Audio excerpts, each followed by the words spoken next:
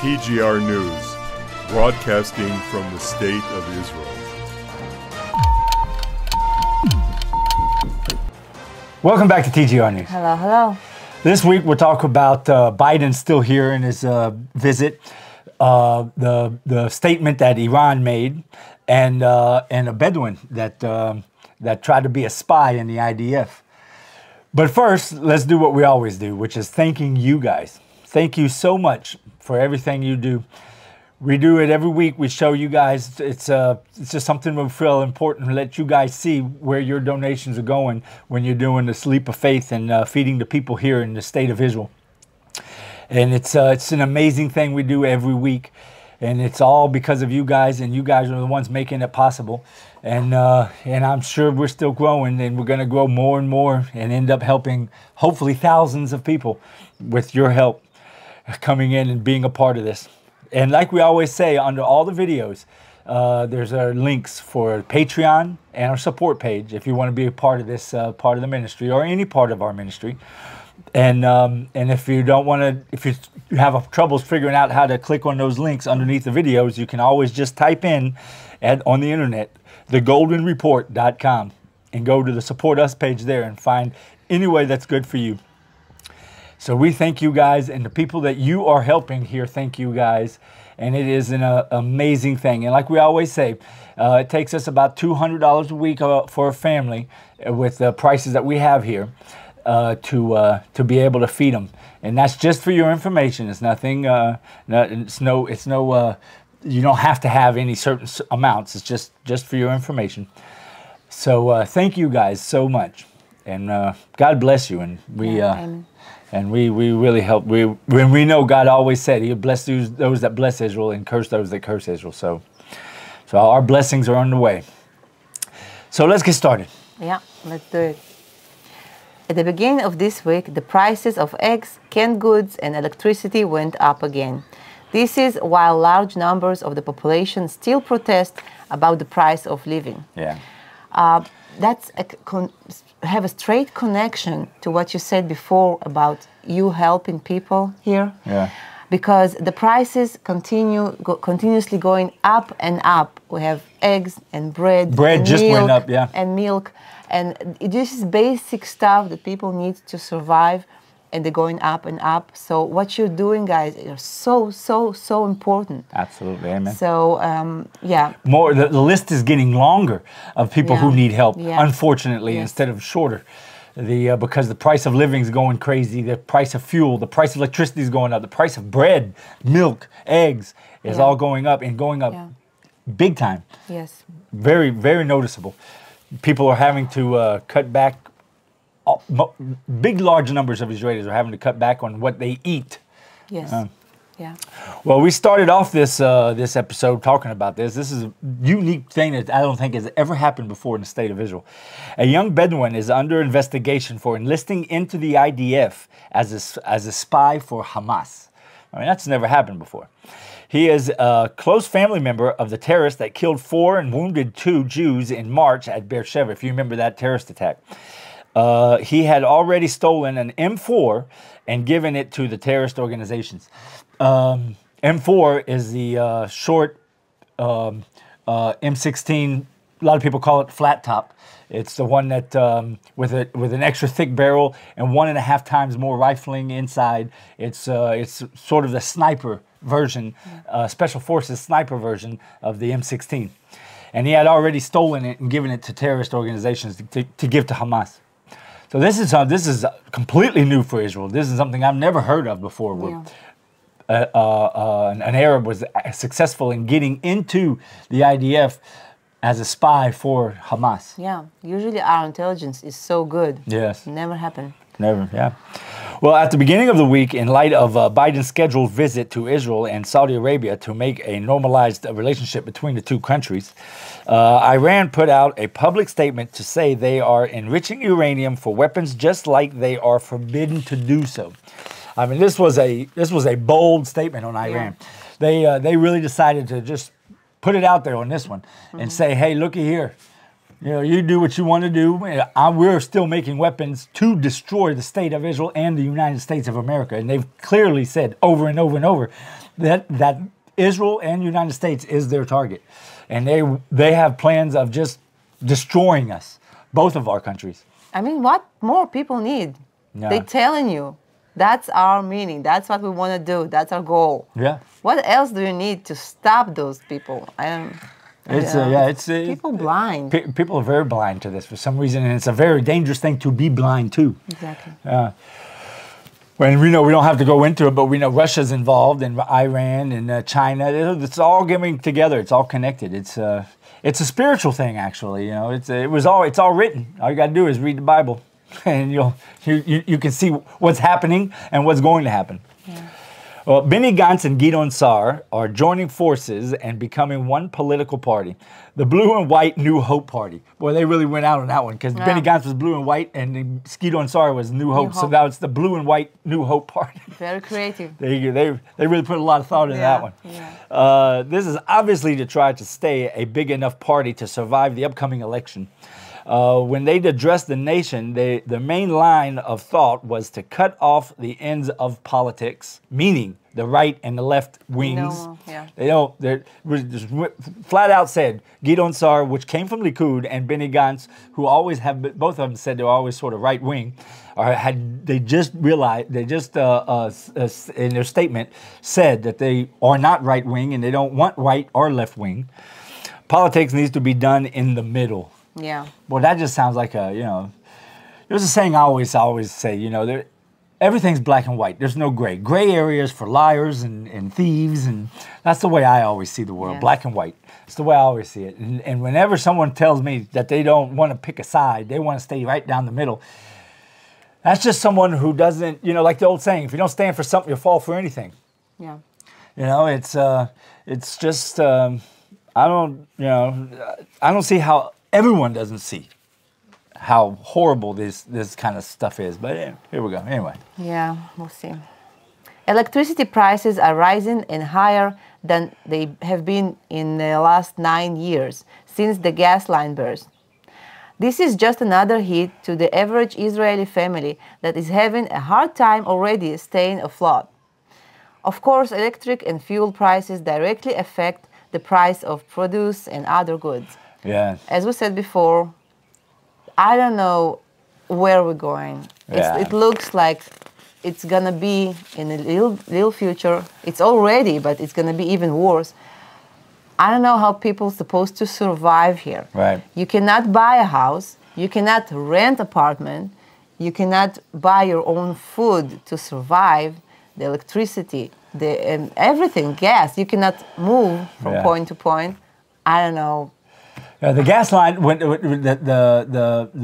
last time the electricity was so high, electricity here is based on gas prices, natural gas, and the last time it went up so high there was a gas line from Egypt to Israel supplying the gas to the electric companies, and it bursted and it caused a shortage in fuel for the electric companies.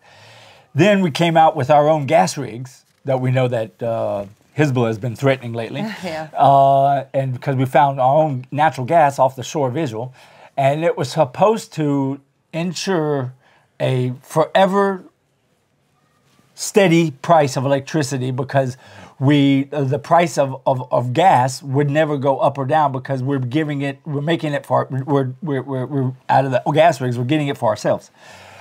So I don't know what the reason is for this gas price going up, but it's not supposed to happen, and it's a big deal. It really is a big deal, because once electricity goes up, it's like electricity and fuel, and when that kind of stuff goes up, everything has to go up. Yes, of course. Yeah. Well, in light of Biden's trip to the Middle East, Israel, Saudi Arabia, which right now he's still in Israel, he'd be leaving to Saudi Arabia here pretty soon.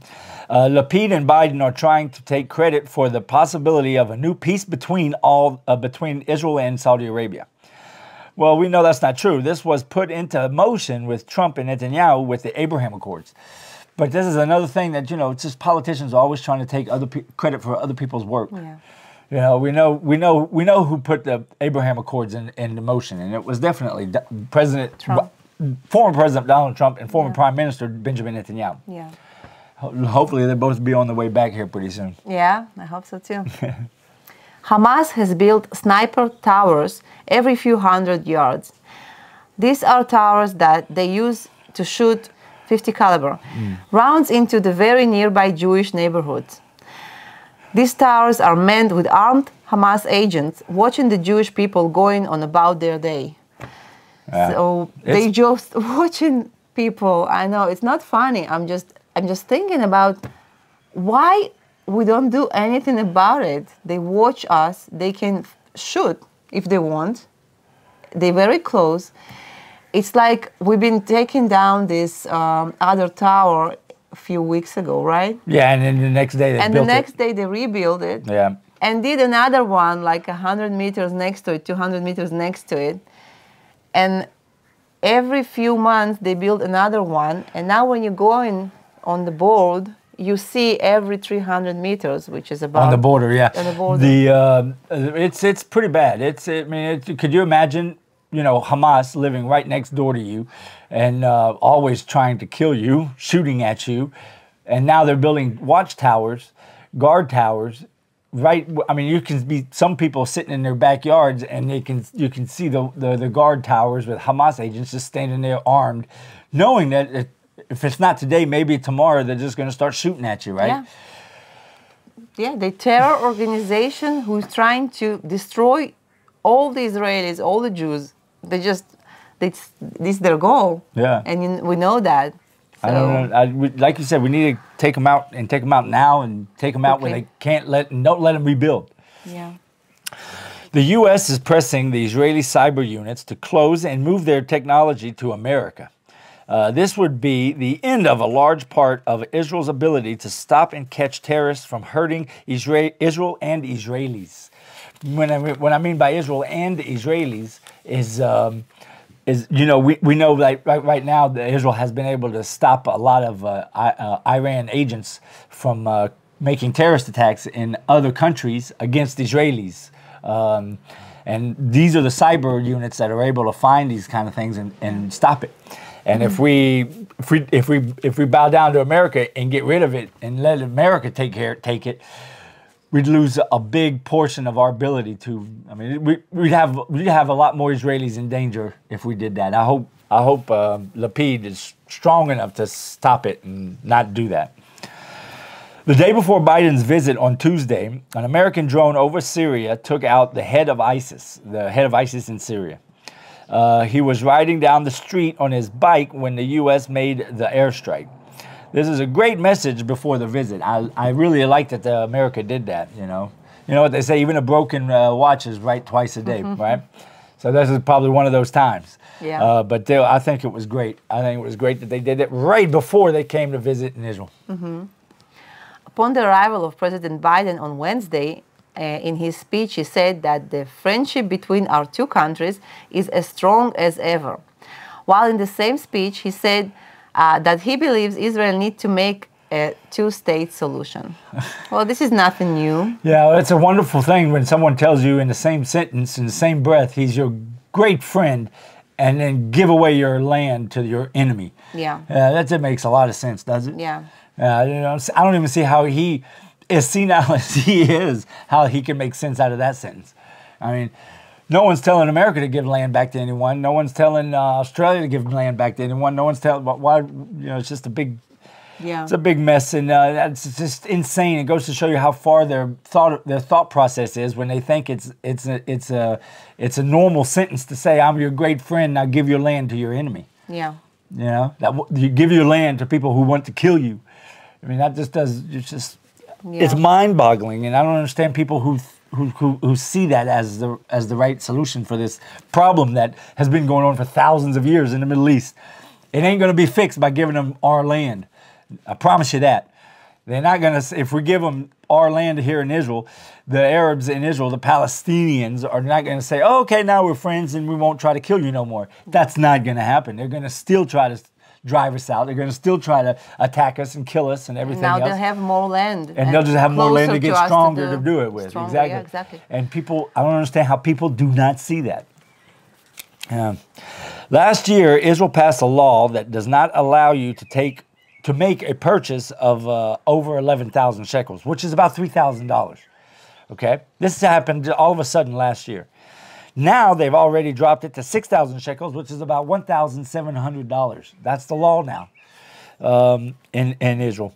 They are moving fast to take physical money out of civilization. Yeah. They're taking money out of society now. I've said it already once today, but that's also written in a book that we all know. We all know it's coming, and Israel seems to be the first to be running in that charging in that direction. Yeah, just to visualize to you guys, if you're going and you want to buy a car and you have cash you saved somewhere, if it's more than 6,000 shekels, which is $1,700, you cannot use your cash. It's illegal for both sides, the car shop and you, to buy this car if you pay more. Yeah. More than that, there's a law that you cannot withdraw your own money from your bank if it used to be more than 11,000 shekels. You cannot do that. Yeah. It's your money in your bank. And anyway, even if not about 11,000 shekels, even if it's big amount of money that you want to take from your account, they start asking you questions. What are you going to do with this money? Yeah. Why you have to have your own That's money? happening everywhere, though. But that's nothing new. But what we're talking about is really something insane. It's $1,700. That's the limit now. How it's going down, and it's just amazing to me how fast Israel's going down that road. And they give the 2 week alerts in advance. They Yeah, just 2 weeks in advance. It was all over the news. Yeah, from 1st of August, you'll be a criminal if you do that. If you buy anything with cash, if you have cash, even if probably you have cash, it's amazing how fast Israel's going that way, and the Israelis are doing nothing about it. No one's talking about it. No one's saying, hey, wait a minute.